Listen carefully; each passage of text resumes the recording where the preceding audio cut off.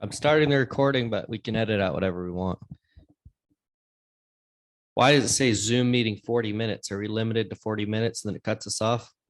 No, we're not. I've done my history class I do every week on Zoom is an hour every time. So, Well, your professor may have bought like a premium version or something. no. Huh. Well, let's just hope it works out. Anyways, how you doing, Saul? Hey, what's up, Gail? I can't believe we actually made this happen. I know. I wish we'd have just done this in person because it's so much different doing it in person versus over audio, but I'm glad we're trying this out because if it does happen to turn out good and we like it, I would do these, once a month with you. You got such a wide network of family and friends and buddies and associates. Like, it'd be nice to just be able to sit down and have a conversation, whenever, instead of having to figure out travel expenses to go all the way to North Dakota and to sit down and do it. And it's like Joe Rogan does that, but he's making a little bit more money than I am. He's making a little bit more money. I don't think you're ready to, well, not that you couldn't if you wanted to, but I don't think you're willing at this point to fly us all across the country to sit down and talk to you for a few hours. I mean, I'd probably fly certain people out here, but I agree. Unless you're committed. Certain people go. I'd go halvesies with you. You go halvesies with me? Who would you fly out there to talk to you? Joe Rogan. I'd fly him out. Yeah, if he's like, yo, bro, let's do a podcast, I'd be like, all right, let's do it, man. I'd pay for everything. I'd get the nicest of the nice, the nicest that Williston has to offer, even if it was my entire life savings. But Gilbert, I don't think I could spend my life savings because there's just nothing that nice in Williston to spend it on. You're talking to your blood brother who has gone through pain, enduring suffering, shared experiences with you in life that cannot even be explained. And you would fly Joe Rogan, someone you don't even know, for the status and the prestige to get him on your podcast and pay for it, and you would go halfsies with me. I wouldn't even think about it twice. Yes.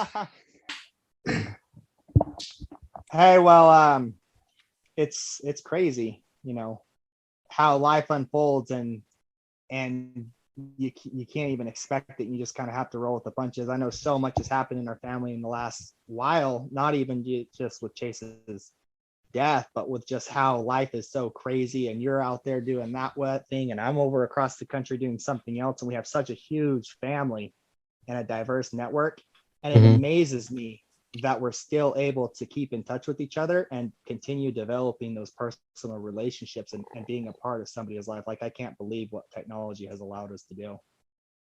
Yeah.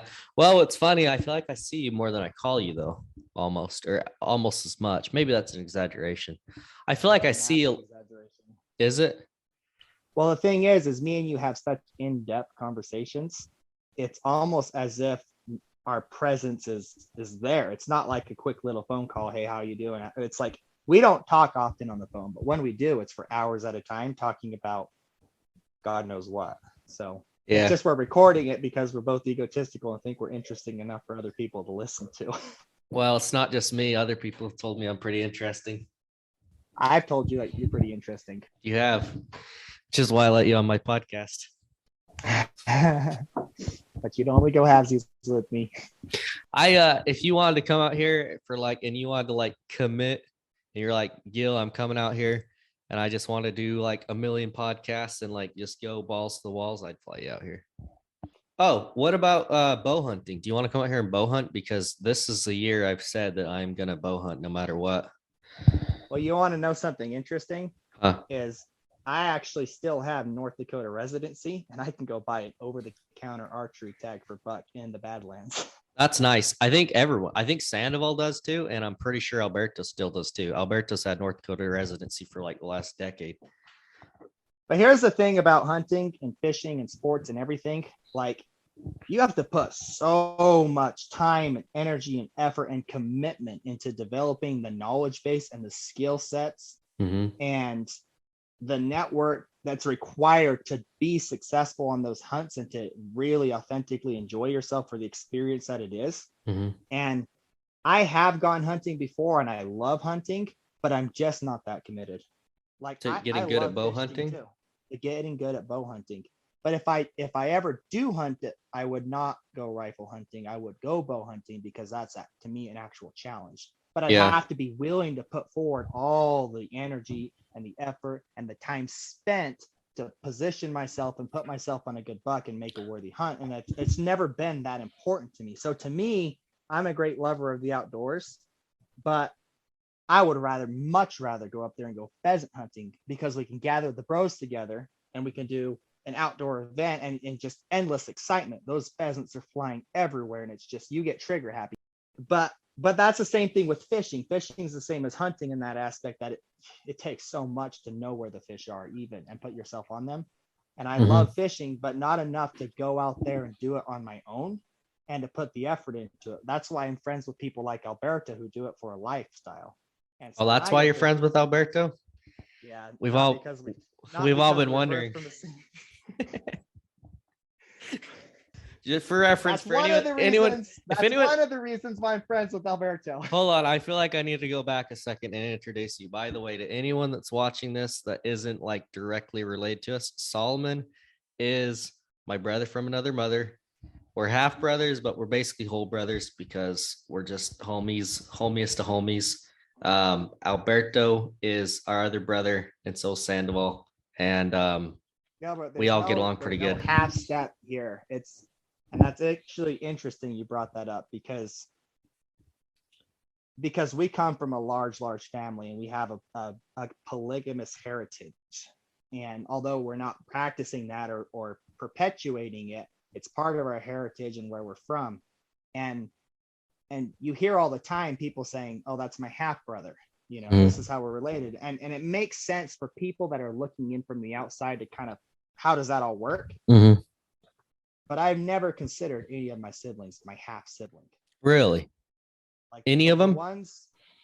Well, no, I don't call any of them. Even the ones I'm not close to, I don't introduce them as my half siblings. Even though my dad had 30 something plus kids, in conversation, even introducing people to strangers, or even in everyday dialogue, I don't refer to them as my half siblings. To me, that's my brother, that's my sister. And it's because, you know, we grew up that way. It was one big family. And I have so many siblings. I don't have relationships with all of them. I'm not close to all of them. I like some more than I like others. And some of them I like enough to actually exert energy into maintaining a relationship with them and to go out of my way to visit them. But none of that makes a difference. Like, that's my sister. Yeah. But not everyone's like that.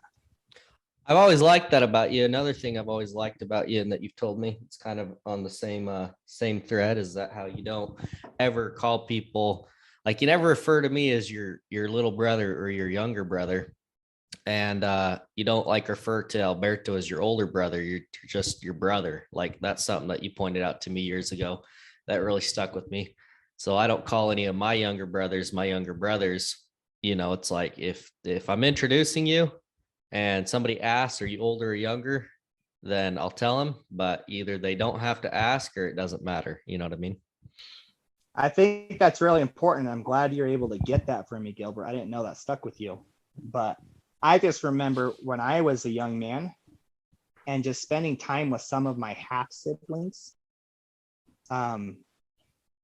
they would put me down, and they were right around there in my same age, just 1 year older. And they made sure that everyone knew I was their little brother, not their brother, their little brother, their younger brother. And it made me feel like, what the fuck, where's the respect? Yeah. And having that experience, it took me, it was personal to me. And, you know, Sandoval's 4 years younger than me. You know, when I was a 20-year-old, 21-year-old, what's that minus 4? 17? So he's still a teenager.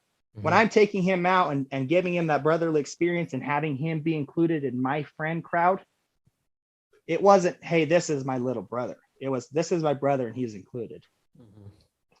And if people can look at you and Sandoval and it's obvious that Sandoval's younger than you, and they make that kind of delineation in their mind, like, oh, this is the younger brother, like, that's kind of up to them to do that, but there's no real reason to point it out. Yeah. But It's funny you brought that up, and no, that actually 100% stuck with me when you said that, because I don't think it ever really mattered to me a whole bunch, but we definitely do have siblings that will say, "Oh, that this is my little brother Gilbert," or "This is my baby brother so and so." It's like, especially when you're not even like, especially like and I think it is kind of like a term of endearment. It's kind of a term of endearment for some people. Say, "Oh, my baby brother," or "my little brother," or whatever. But it's like, I'm not a baby. I'm a 24-year-old man. And even to say like my younger brother, it implies that like, oh, I'm in charge of this person. You know what I mean? Yeah, and context is everything you got to consider. Like I've like in my marriage, I've become like Robert is what 15 years older than all of us, but we were all young bucks on that farm, and he just gathered us all in. He put us to work, and he took us on those experiences, and he was like a role model figure. Like he was 50, he was the full on grown when we were just little wee lads. And to me, he's always been my Uncle Robbie. And even though I grew up and married his super younger sister, and now he's technically my brother-in-law, like I still consider him my Uncle Robert. And as an adult, I don't always say that in dialogue in everyday conversation, but that term of endearment's still there, and I use it appropriately. Yeah. Hey, just something I want to throw out there right now. And maybe I should have let you know this a little bit sooner. And I don't want to throw you off because I want to hear what you have to say. And I think that you have some interesting, not interesting, but like really important thoughts about things. You're a very deeply philosophical person, but I probably am going to edit out anything that's like personal about anyone in the family. That's just fine. Well, this also isn't like the LeBaron family history podcast. You know what I mean? And Yeah, I think if I ever did get big with this podcast, I don't know how much of my personal information I want out there. And I definitely am very leery about how much of other people's personal information that we want out there. You know what I mean? Yeah. And so I guess I like your perspectives, but I'm just giving you a heads up now. But also, that's just fine. It's your podcast, do your thing. I'm just here to have conversation. You take what you think is valuable. Yeah, well, the only reason I'm telling you that isn't to shut you up, but because I think a lot of the things you have to say are very valuable, and I don't want to have to edit out something really valuable because it was something because maybe you said a name and we don't want to put that name in there. You know what I mean? Yeah. Like if we're like I specifically didn't say that, but I knew you knew who I was talking about. I know, which is yeah. So like stuff like that, like obviously you already kind of figured that out. Like this isn't we don't talk smack on this podcast, at least not by name, unless we're like ready to disown that person for life. My philosophy is you don't talk smack about somebody unless you want to continue to talk smack about them for the rest of your life. So I'm very selective about who I publicly talk smack about, and I only publicly. To be honest, Gilbert, I love hearing the gossip and I love talking smack just as much as everybody else. But honestly, I have not found it to be helpful ever. And no, it really isn't. Think you're ready to disown somebody for life. It's incredible how people change and how our circumstances in life change, and that person that you had that deep hatred for suddenly is the one person that is there for you when you need them the most. So I find it as a principle and philosophy. It's not to say you can't talk about negative things about people, because those things do need to be talked about in a productive manner. Mm-hmm. But to down their person and to talk shit about them, especially in front of people that they're close to and are networked with, it's actually, there's nobody that comes on top doing that, I don't think. It's interesting how that works out. Like how even though you want to hate somebody and you want there to be like an other, like an enemy, because we all kind of like unite in hatred against a common enemy. And I'd say there's very few things that really bring people together in camaraderie more than like a good mutual enemy. You know what I mean? Like a good mutual, and even if like the enemy's not a person, it's like a thing. Like, okay, we're all dealing with hard times economically, it brings people together. We're all dealing with a death, it brings people together. But also we all hate this one person. It all brings us together and like mutual hatred of that person. And so it's so tempting. It's such a natural impulse to be like, yeah, fuck that guy. He's a real piece of shit over like something even minor. It happens not even in the family because I'm really selective. I try to be really careful about, causing contention within family because I've realized the value of family, the importance of family and being close and having that support group, even if you don't, super like every single person in the family, to still have that love and respect for them just because, hey, they need their safety net and you need your safety net and you all want to be good friends and you all want to have each other's backs. So in the event that there ever is something that you guys need each other for, to not have to deal with going through the process of making friends with everybody again and having to go through and heal relationships before you can make any kind of progress on whatever's bringing you guys together. But even just in day-to-day work, like working in the oil field, working with other drivers, there's such an easy tendency, especially among bosses and employees, to find like one or two guys or a company and let's see, hold on this. Okay, so it's saying this meeting will end in 10 minutes. Upgrade now to save 40%. So we're going to have to end this in 9 minutes and 50 seconds and start a new one. Yeah, just keep an eye on it so we're not ranting. Yeah, but anyways, it's so easy within a company to pick one specific group of people, whether they're in the company or affiliated with the company somehow, and make that person the other, which kind of gives everyone the sense of camaraderie. Like, yeah, we're better than this crew. We're better than this guy, or you're my favorite, and that guy's a piece of shit. I have a really good example for you. I've spent the last 2 years working in the wind industry. We travel from project to project, erecting these wind towers. And within this whole project, there are tons of different crews, right? One person goes and lays the foundation. The other one stacks the tower. The other one does whatever stuff up in the top nacelle where all the machinery is. And then you have MCC, which is mechanical cleaning and completion. So they have to go through and basically it's quality control and inspect every part of the whole tower and fix any stupid little thing that anybody else didn't do perfectly, because before that tower gets commissioned, there's going to be an inspection, a walk down, with the manufacturer and the representatives from the buyers of the tower and a representative of the installers, which is us, the construction crew, to make sure everything is exactly perfect. It's a massive checklist. And if anything's wrong, we got to fix it before that tower can get sold. Okay, well, I've always been on the MCC, mechanical completion side of it. And my job is to fix everything. And within our crew, like, I have lived that to where it was so easy to just pit everything against top out.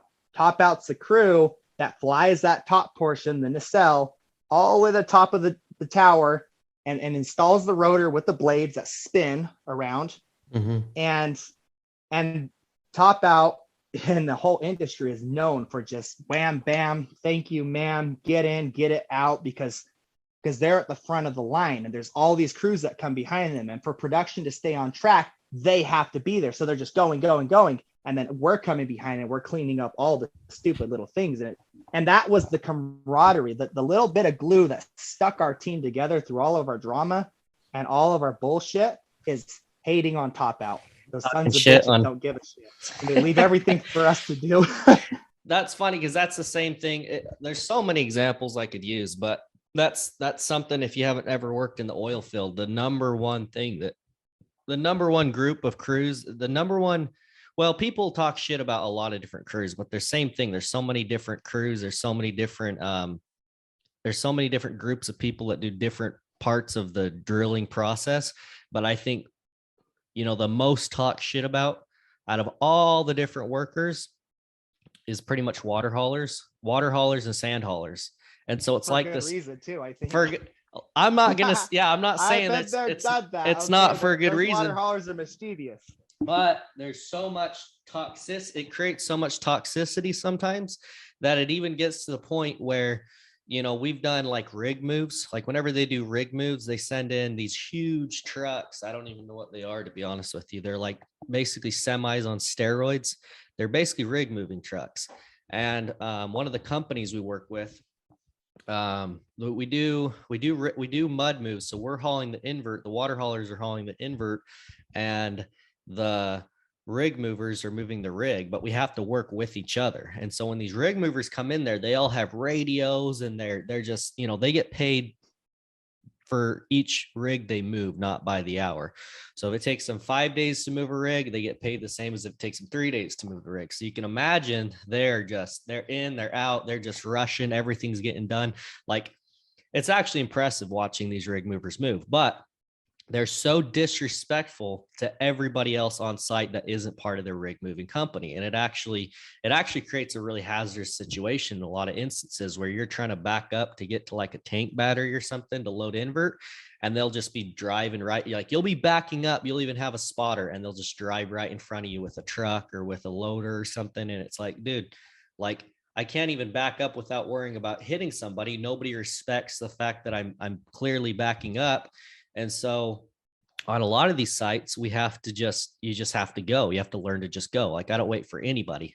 On a normal well site, I'll drive in there and I'll go literally 2-3 miles an hour. I'll just sit there and just creep around the site, and just, if somebody's walking by, I'll stop, make eye contact with them, make sure they're not going to walk out in front of me, just super safe. But with rig movers, it's like, hey, fuck you, bitch, get out of my way. Like, you get smacked or fucking, get out of my way. But Yeah.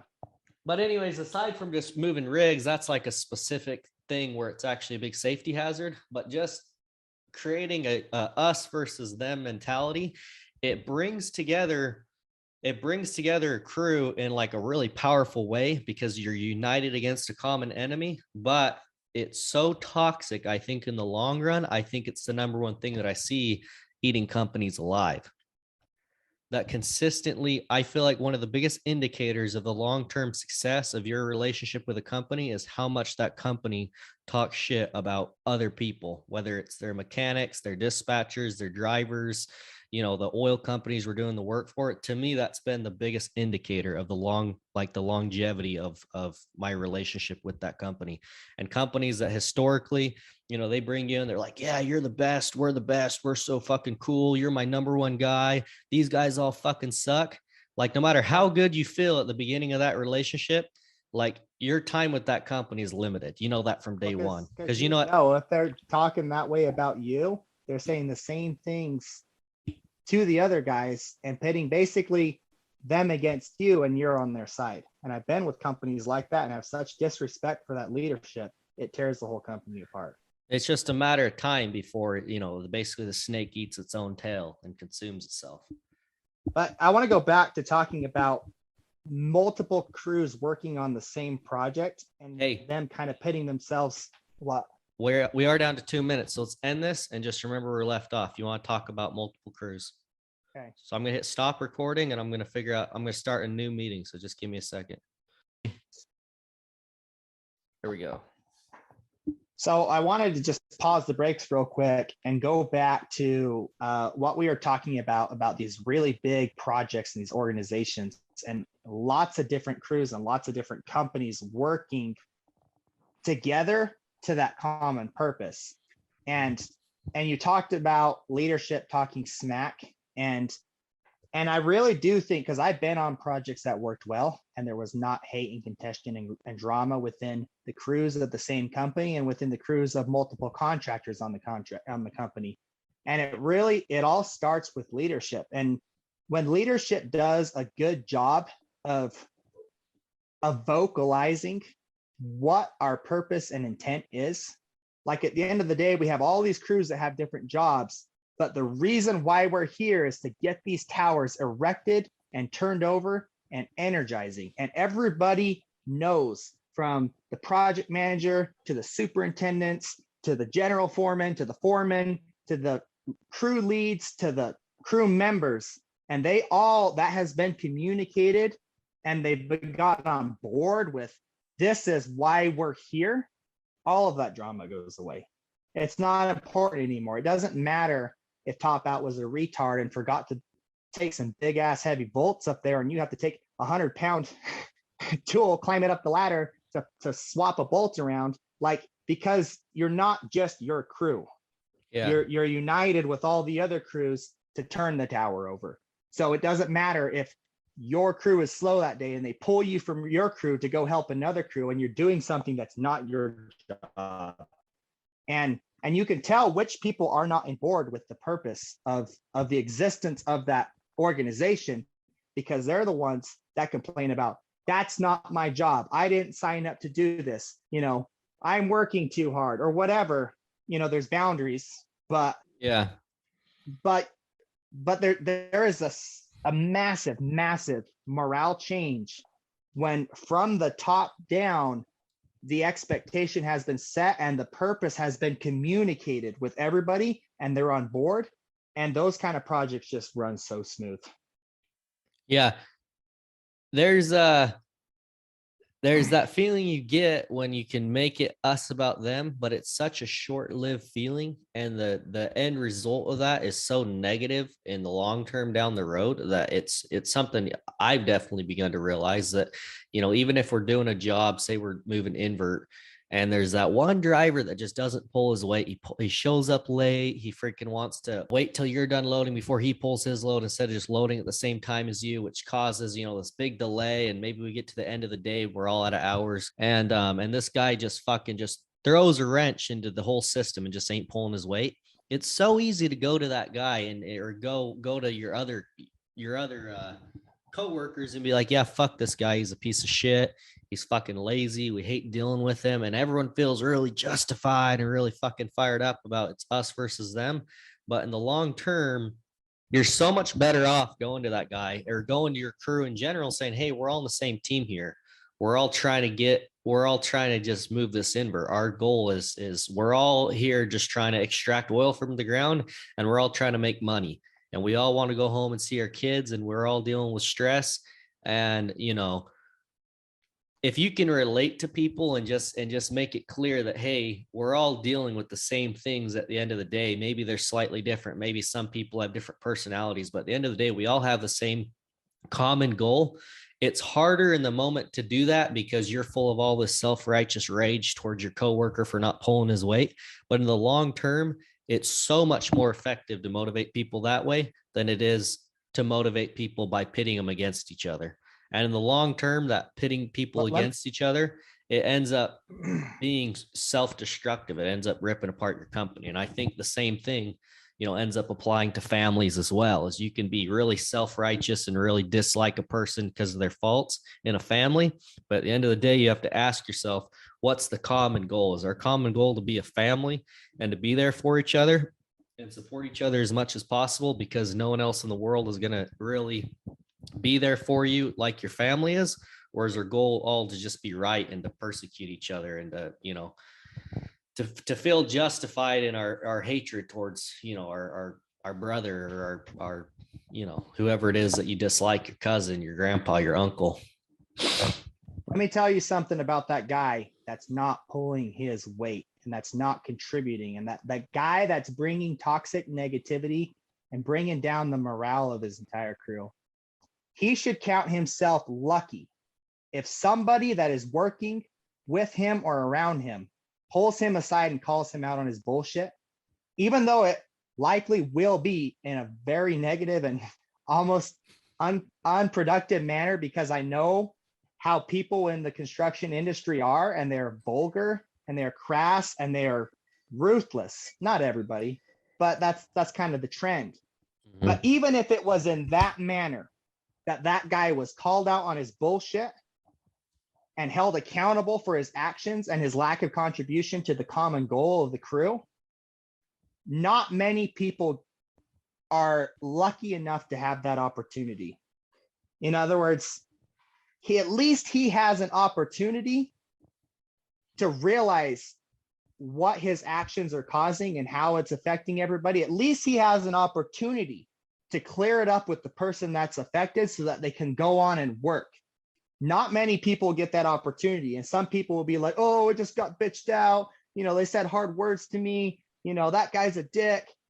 But, you can't take things personally. You have to realize that the reason why that guy is saying, dude, you need to shut your mouth and quit talking shit on people. You need to pull your weight and show up to work on time. It's because that guy cares about the common purpose, the common goal that the crew is working towards, which is to haul the oil and to get it to the refinery and to turn it into fuel so that we can all, function as a society. That's really the common goal at the end of the day.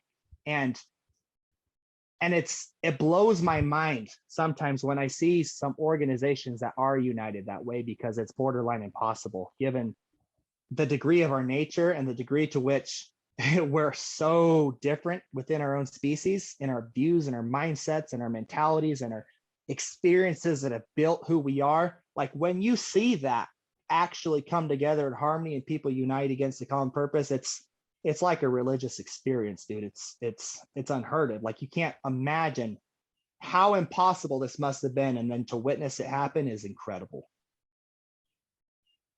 But anyways, I'm just saying it out there to anyone's listening. If you're the asshole that's not pulling your weight, count yourself lucky that someone calls you out on your bullshit. And if they ain't calling you out on your bullshit, then you're not growing and your crew isn't growing. Even worse, you're destroying your crew. You're killing the culture within your crew.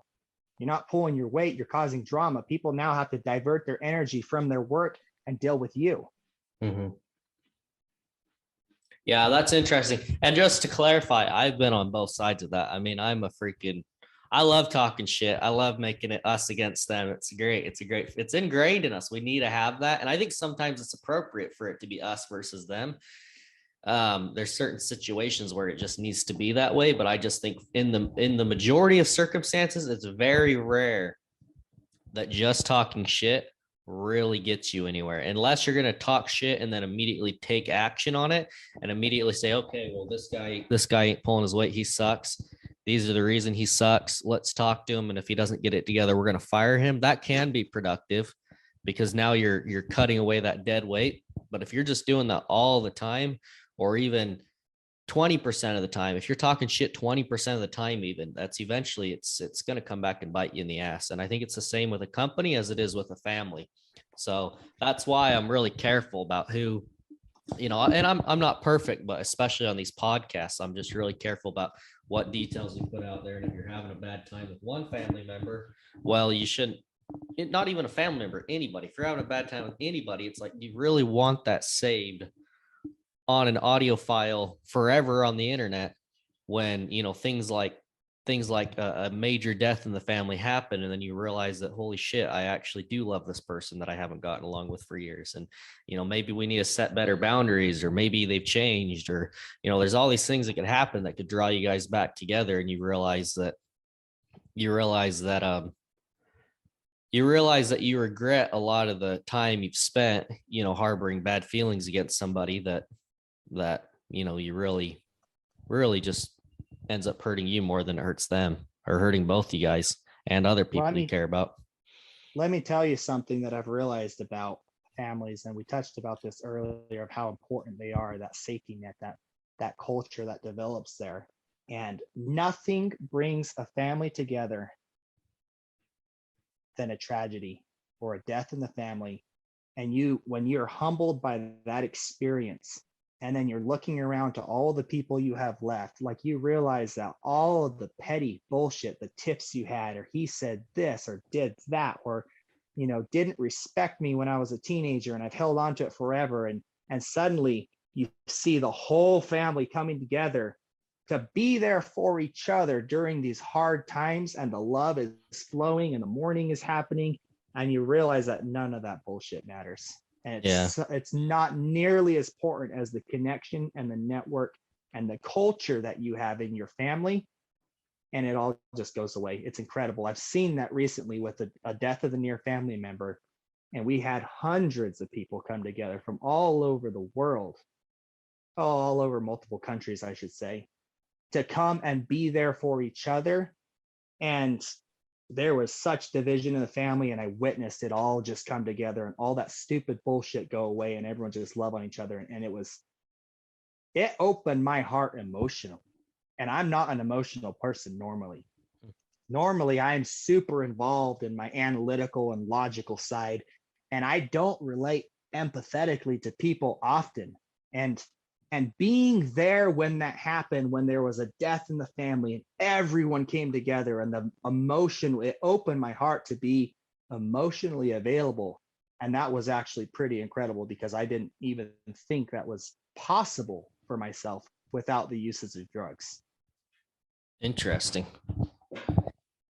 I don't know if I had the exact same experience as you, because I am somebody that does connect with people empathetically pretty often, and it doesn't take drugs for me to do it.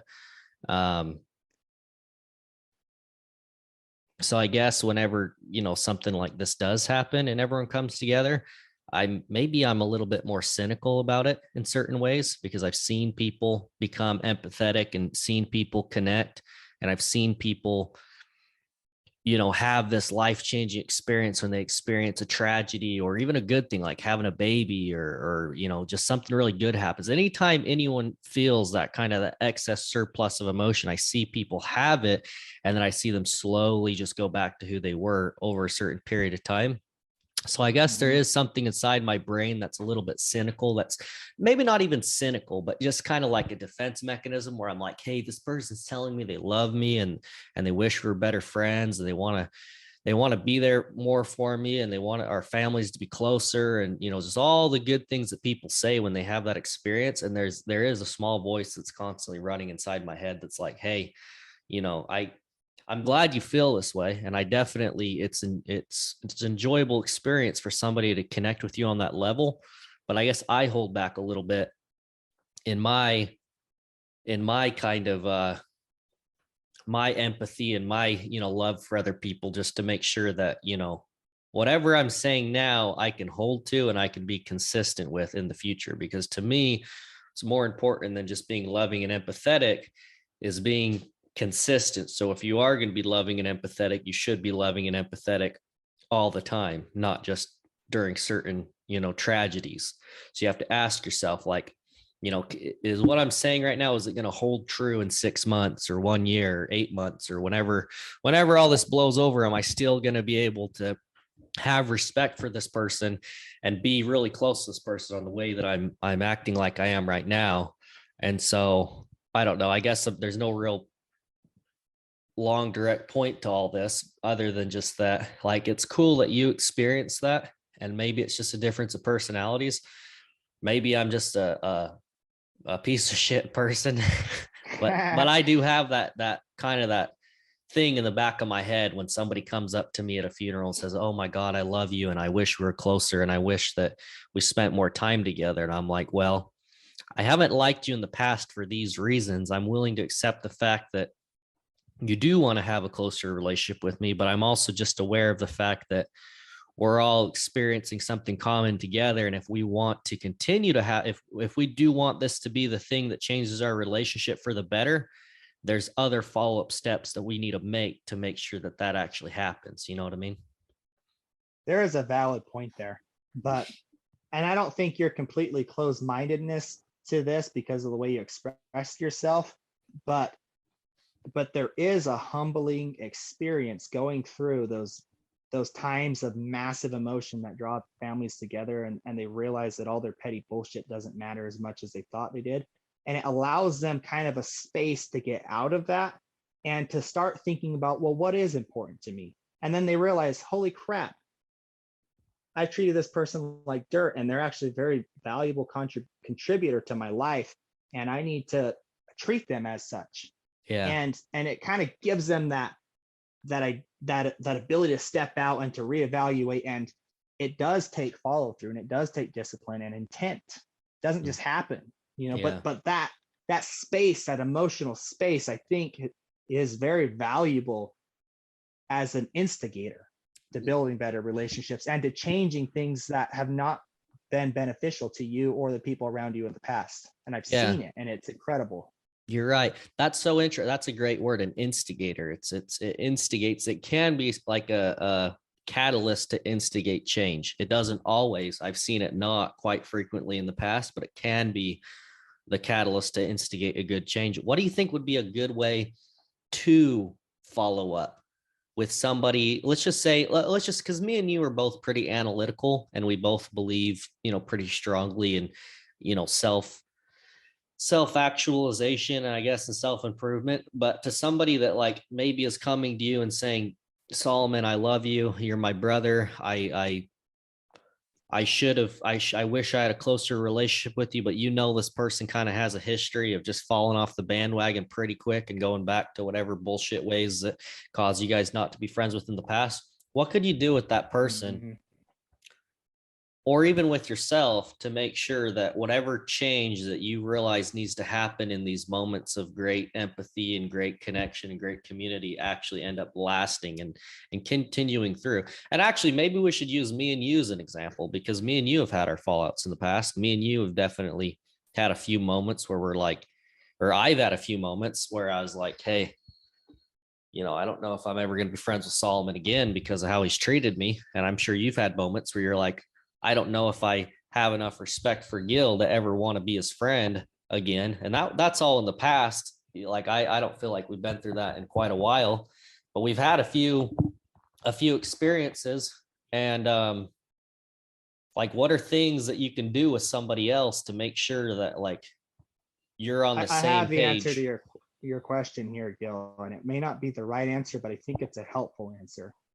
And here's the thing about people when they change on a deep emotional level, the best thing that you can do for somebody like that is to be there to witness it. Because we are constantly manifesting different things into our life, and we think in our minds and we speak with our words, and in a way we're kind of speaking it into existence. And when somebody has taken a deep look at their life and thinking about how wrong they have been and how the decisions they've made have negatively affected their life, and they're realizing that change is important. They have no idea how to, they've never done it before, but they feel that it's important.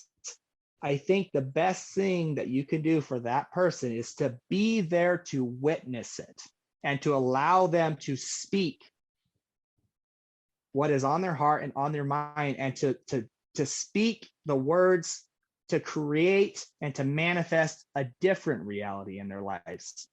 And if you're close to that person in proximity and in relationship or whatever, and you care for that person and you feel that they are authentic, you can move past that and to help them, specifically pinpoint different things in their life and to hold them accountable for follow through.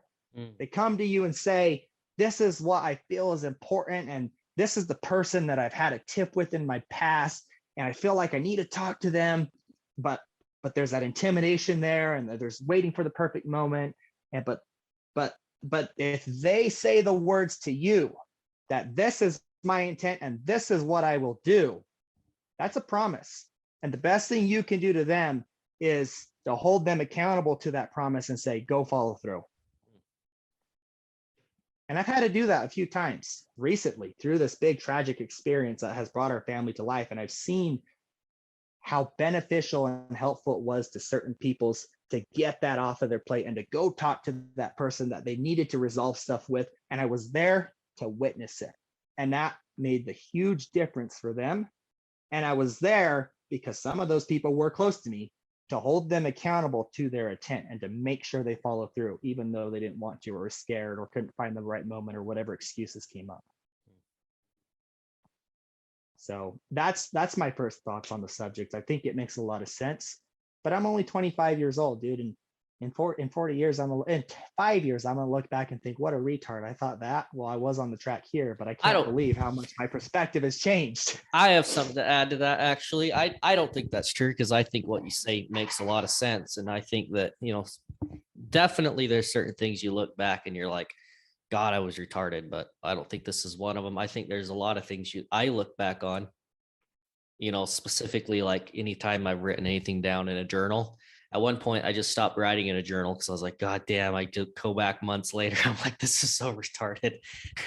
I don't want there to be a record of my dumb thoughts, but I don't know. There's also a percentage of things. I don't know what percentage, maybe 30% of the things I write where I look back years later and I'm like, that still holds up. Like that still holds water. And also, you can be a little bit surprised on, things that you can know intuitively. And if you're being honest with yourself, check out. But no, I don't think that's dumb at all. I think that makes a lot of sense.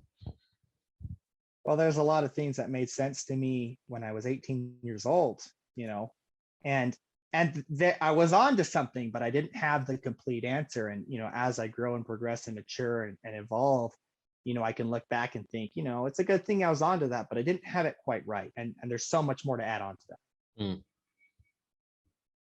So, well, I'm glad we're doing this podcast together, because I feel like me and you've had some pretty wild philosophies over the years, and I think it would be beneficial that all parties involved, if we at least had a record of it, to either look back and laugh or look back in awe. But probably more often than not, probably look back and laugh. Yeah, honestly, I haven't listened to all your podcasts, but can you hear me? My voice is dying. Let me turn it off and make sure the quality is still good here.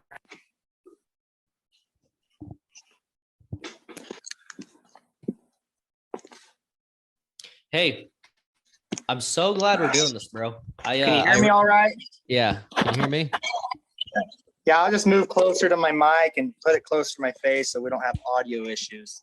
Okay. Hopefully I can edit all this to make it sound good, or at least good enough to listen to without people feeling frustrated. But I'm so glad we're doing this. Honestly, dude, I don't know if I tell you this enough, because I try not to tell you too many nice things, because you are one of my friends that I feel like I'm the closest to, but I also feel like I fight with the most, and or not recently, but in the past. And I feel like I try and tell you more with my actions how I feel about you than my words, because I think actions are more important. And I think if you have a relationship with someone that is both where we're both really low on the chart for agreeableness, then I think to me it's more important that I show you with my actions that I care about you and that you mean a lot to me than my words. But you wouldn't fly me to North Dakota to do a podcast. But just for the record, I'd like to say that you're actually one of the most important people to me in my life. I think you're one of the biggest influences on my thoughts, just because over the years, even if not all of our thoughts have been correct, you've been one of the people that have taken the time and the energy to actually listen to what I have to say and correct me where I need to be corrected, or agree with me where you think I'm right. And it's made a huge impact on my personal development as a person, and also just feeling like I have someone that I feel like is in my corner. And I don't remember where I was going with this, but I'm just glad we're doing this, and I hope it works out good so that we can keep doing it, because I'll probably be doing podcasts for the rest of my life, and I'm sure I'll be doing a decent percentage of them with you. Well, I mean, who knows? I'm so far enjoying this, but I always enjoy talking on the phone with you. We've had so many countless times where we were both in North Dakota trucking all night long, and just for hours and hours, just talking and talking. And here's the thing about these kinds of conversations. It helps when the people you're having these conversations with can share some common ground in literature and in culture, because when you're consuming the same literature or the same videos on YouTube, like there's all these new introduced ideas and concepts and thoughts, and you kind of have to process it and think about it. And to think is not an easy thing. And most people need to be heard to think out loud so they can hear their words said. And even if you don't say anything, just to be there to listen and to hear someone just speak and to try to process these ideas is very helpful. And I do feel like you've been one of the major people in my life that has been there to listen to me think out loud, which I think has helped me grow and to learn like at rates that I don't think a lot of people have that opportunity to do so frequently. Yeah. So thank you, Gilbert. I just want on public podcast, and I'm thanking my Gilbert for the role he's played in my life. Hey, likewise, I appreciate it. But I can't believe it took us till the age of 25 to start doing a podcast, dude. Think about all the years and all the crazy conversations we've had. Like if we were to sit down today and listen to some of those, we would laugh our freaking butts off. Dude, But all we have is the memory of the things that stuck out to us. Gilbert, Think about this. Think about this. Throughout your early teenagehood to like your late teenagehood, early adulthood, me and you were closer than we'd ever been in our entire lives during that time. And I was a little bit older than you, but not much. So we were kind of going through the same experience together of growing up and figuring out who we are and deciding what's important to our lives and what's not. And we're having all these shared experiences. And, you know, through getting these experiences, you learn a little bit and you kind of decide and you adjust a little bit. And you have to go through some radical experiences before you really figure out that, hey, that's retard stuff. And this is, you know, the path of God and righteousness. But I'm saying, because we shared all of that together at the same time, me and you were so emotionally and spiritually close. Do you remember that one time we were up at Table Rock in South Carolina, way on top of the freaking mountain? Dude, how can I forget? Peeking over this edge. We're peeking over this edge, looking at the lake and the valley and the trees below, and we're several hundred feet above this cliff. And we were at that moment, and we both felt it in the same time that, dude, what would I do if the other person fell? Holy shit. It was a legitimate question in our minds. Would I jump after them? And we both felt it at the same time. And it scared us, and we stepped back away from the rock.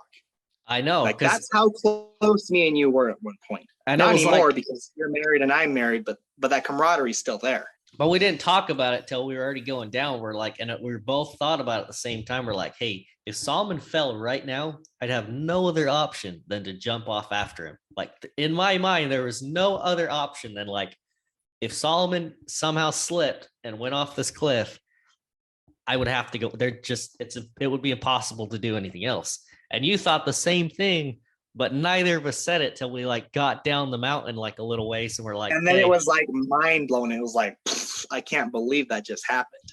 That's funny. But can you imagine, dude? Any normal person would be like, you guys are retards. But we were in that moment, in the way we felt, that was a legitimate question. And we both got scared and stepped back. Oh, damn. Yeah, how could I ever forget that, man?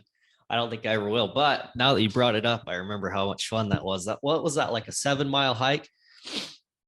A 7-mile hike? We got up and down in several hours. It wasn't that long. It wasn't 7 miles. How long was it total? I thought it was 7. I thought it was like 3.5 up, 3.5 down.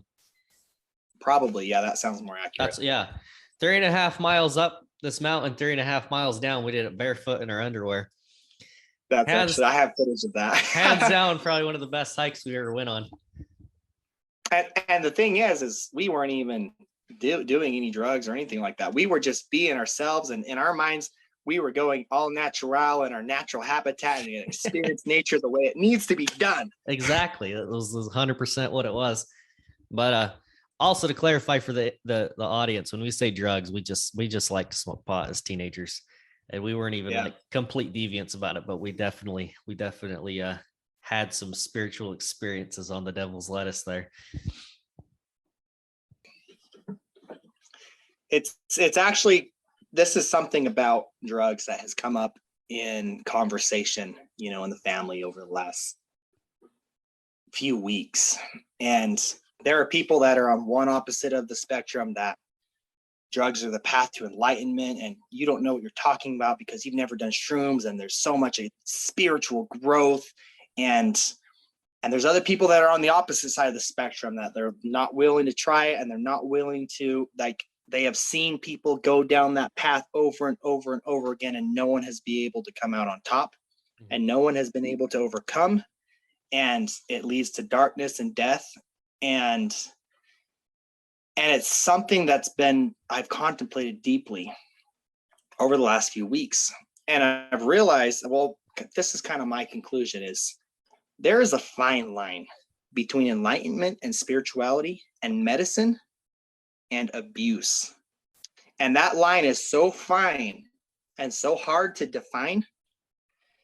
I think a lot of the people that are on these substances, they don't get into them for the wrong reasons. They get into them because they want to learn and they want to grow. And they've heard these accounts of other people having these amazing spiritual experiences and have had these paradigm shifts through it, but they don't know where that line is.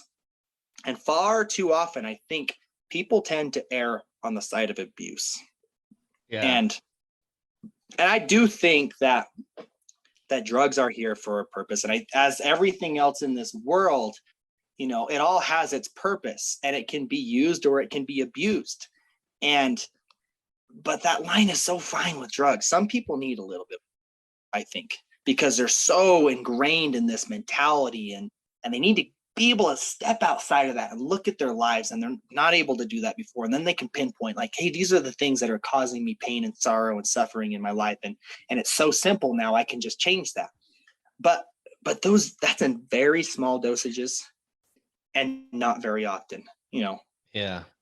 Everybody according to what they need, but probably once or twice a year, very small dosages.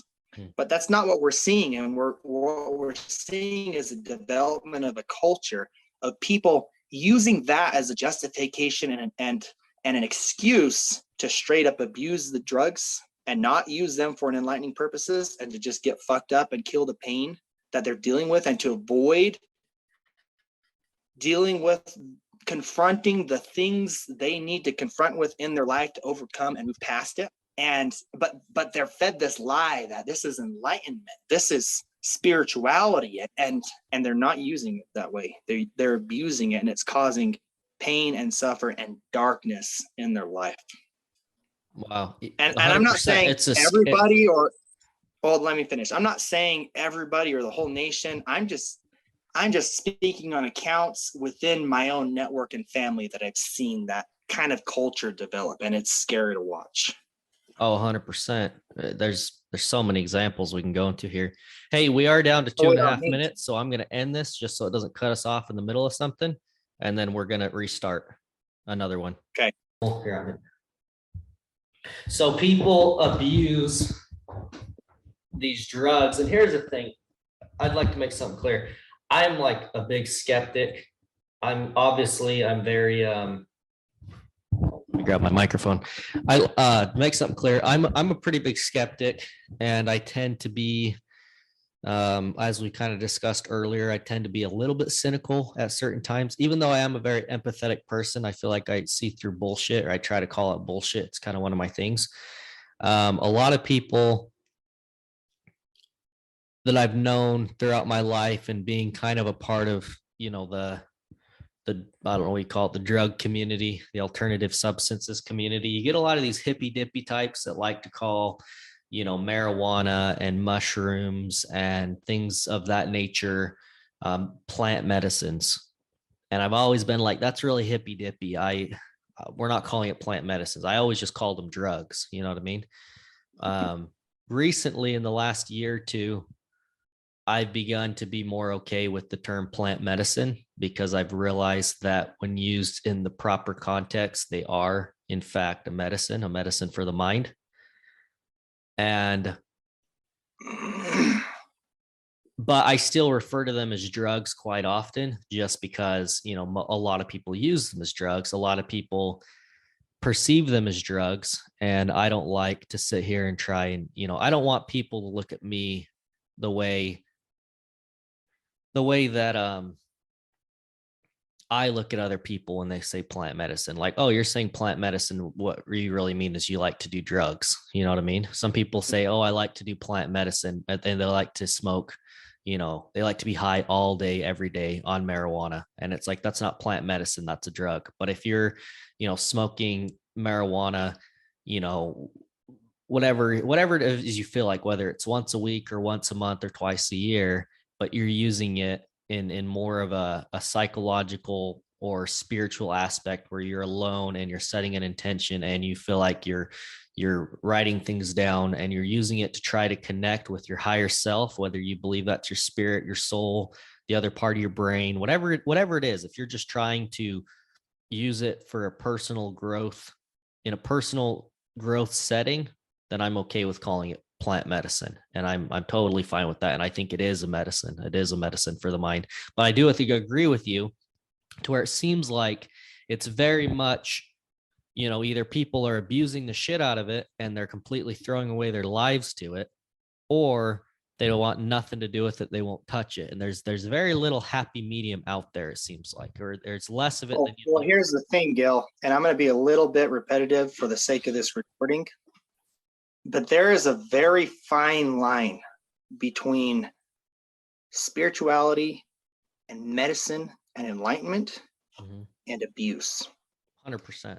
And I've been on both sides of that. And it's such a fine line and hard to define, but you know when you've crossed that line and when you're abusing these drugs and they are no longer helping you overcome and achieve, and they are causing destruction and sorrow and darkness in your life. And I've actually had a few experiences recently where I was so far on that end of the abuse that I realized it. And it has caused me to rethink my entire paradigm on my perspective on these substances because of that experience. But my point is there's so much information out there, and people are so excited to try shrooms because of this wave of enlightenment and these amazing accounts of experiences they've heard other people going through, you know. And I got on that bandwagon. I was like, what's microdosing? You know, how is it helping all these people? How can it be beneficial to my life? You know, so I went and got some shrooms and I started microdosing a little bit and, you know, felt these amazing experiences. But I realized real quick that wasn't very helpful for me because it was killing my ambition but those things that can be helpful about drugs, that very fine line where it is medicine and spirituality is the aspect, the character of certain drugs that allow you to step outside of your own ego and your own mind and to observe yourself from an outside perspective and to pinpoint those things that are causing pain and sorrow and causing you to not develop healthy relationships, and for you to be able to see it clearly and to overcome that and to think about, you know, what's really important, what do I really want in life, and you know, how can I achieve that? And then you come down from the experience and you go do those things, and it greatly benefits your life. But that's in very small dosages, very infrequently, you know, probably once or twice a year. But what I'm seeing in my immediate network and family and people that I know and I'm close to is I'm seeing the subculture kind of grow, that this is the path to enlightenment. And it's the only path to enlightenment with some people, which I think is false. Open your mind to everything you never knew about. And then people get on that path and they cross that line and they end up abusing these drugs far more often than they use them in their proper context. And it causes pain and suffering and psychosis and depression and lack of motivation and lack of purpose. And Robert was telling me the other day that, you know, he acknowledged the purpose of all God's plans on this earth for a reason, but nobody has gone down that path and come out on top. Like, we're not strong enough in our human nature to overcome that kind of addiction and temptation and that crutch to lean on to avoid the confrontation that we need to have in our life to move forward and live happy, enlightened lives. Except Joe Rogan, obviously.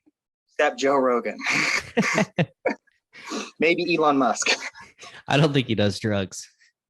Oh, there's recordings of him smoking weed on podcasts. Well, one time. I mean, like Joe Rogan does freaking. They said after that, you know, vaccine the ivermectin controversy, he just did mushrooms every day for freaking like weeks, just to freaking get out of like that mental, you know, energy of no. Joe Rogan's a huge freaking stoner, dude. He does drugs constantly, all day, every day, all the psychedelics, all the freaking.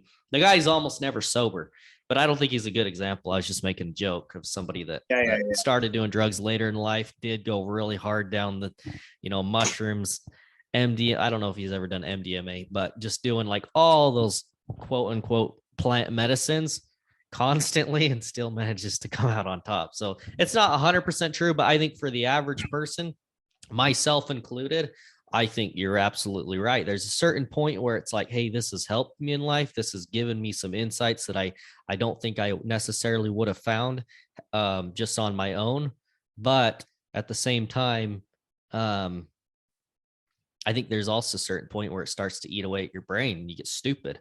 And, you know, the purpose of doing a lot of these things, whether it's mushrooms or anything you want to do that's going to put you in that altered state, is what that altered state is a removal of the filter between your normal conscious brain and your subconscious brain. And so this is what it's felt like to me, at least. This is my understanding of it, is that when you get high on marijuana or mushrooms, you are removing that filter that separates your subconscious from the rest of the world. And so it feels like you're now perceiving things in a way that it would have pretty much been on a level to an extreme that you never would have been able to do completely sober. Where just not that it's not possible to do that sober, but it takes a lot of dedication and intent and follow through and effort to become that enlightened. And it's so much easier to take a hit of marijuana. It's instant. It's just like there's no filter between you or anything else. But I see a lot of people that it's almost like it doesn't matter if they stop using drugs, that filter kind of becomes permanently removed. You get to this certain point in life where people, they get to the point where it doesn't matter whether they're high or sober. They just constantly are saying things that are like, hey, you shouldn't be constantly in that state all the time. You know what I mean? Or even most of the time. You need to have that filter. You need to have that resistance between you and the world. You can't be open to everything. You need to be closed-minded for a good majority of your life, but then those moments of complete open-mindedness can be so valuable to you, after you've experiencing that extreme open-mindedness for brief periods is incredibly useful, but feeling like it's a good idea to experience that complete open-mindedness all the time is, I feel like, what causes, people to begin to devolve and become somebody that you don't want to be around, somebody that you don't respect, somebody that doesn't have a plan or a mission or a goal, and they don't stand for anything anymore. They're just, it's just their minds are basically melted. You know what I mean? And you see a lot of that. And I think that's why the people that are in the camp of we will never, ever try them ever is because they see people whose minds have been melted. And I think you're right. I think it is unfortunately, I think it's the majority of people that do substances are also the same people that don't have the self-control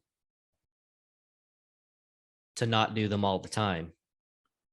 And I think a big problem is also just the propaganda surrounding it. It's the years and years and years of the don't do drugs. This is your brain on drugs. This is your brain. They have the egg in the frying pan. This is your brain on drugs, like all that imagery, all the propaganda against them. And so it's caused people that are solid, that are straight shooters, that are straight arrows, that are like, no, we don't stand for that. We don't want our lives to devolve, to never try them ever. And the people that are willing, already open-minded enough, or have addictive personalities or have avoidance personalities, to be the ones to go get into them heavy. And I think that I think part of it is just the fact that there is that discrepancy. The people that are going to be the kinds of people that can do drugs, that can do mushrooms once or twice and walk away from it as a good experience, are also the kind of people that will never do it to begin with. You know what I mean? And so there are more bad examples than good examples, I think, because of the personalities that are automatically attracted to trying something like marijuana or mushrooms, or I've never done LSD or peyote or MDMA or ayahuasca or any of those things, but all those other things that people have great experiences on, or life-changing spiritual experiences on. The types of people that could do those one or two times and then walk away and never touch it again and get what they get and change their lives and be done, are the type of people that also would just never do it to begin with, because they don't know whether or not the benefits outweigh the downsides, and they're not willing to take the chance because they're already super straight shooters. You know what I mean? Yeah. And here's the thing, personality plays a big difference in it. And I'll give you an example where I have felt the uses of drugs to be beneficial to me in my life in small, very small, infrequent doses. And for my personality, I have a very hard time relating to people emotionally. I have a hard time thinking about or reacting to things emotionally. Like, I'm so caught up in my logical and analytical and judgmental side of my brain to where I'm just processing information and spitting out logical answers. Mm-hmm. And that has caused some struggle in my marriage, because my wife's the exact opposite. And women in general just need to be felt and they need to be heard. And, I'm hearing all this information. I'm like, well, this and this, go fix yourself. but being on very small hits of marijuana that melts that ego away and allows me to get in touch with, my reality from a very different perspective.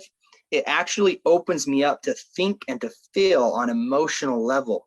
So when I'm dealing with a question in my life or a hard thing in my life or something that I'm just racking around in my brain, trying to logic myself out of it, and I can't really decide what I want, and I have that small, mild little experience, and I step outside of all of that, and I'm able to feel emotionally and to think emotionally, and then I can come down from that and weigh the two and make a valid decision that's going to be beneficial and helpful for my life, and then it has to go away. But if I do that the next day and the next day and the next, that's all abuse, and that's not beneficial, and that takes me down deep, dark paths. Yeah. But I don't think everybody needs to be on drugs. I don't think everybody needs to have those experiences to live a healthy and a happy life. Yeah.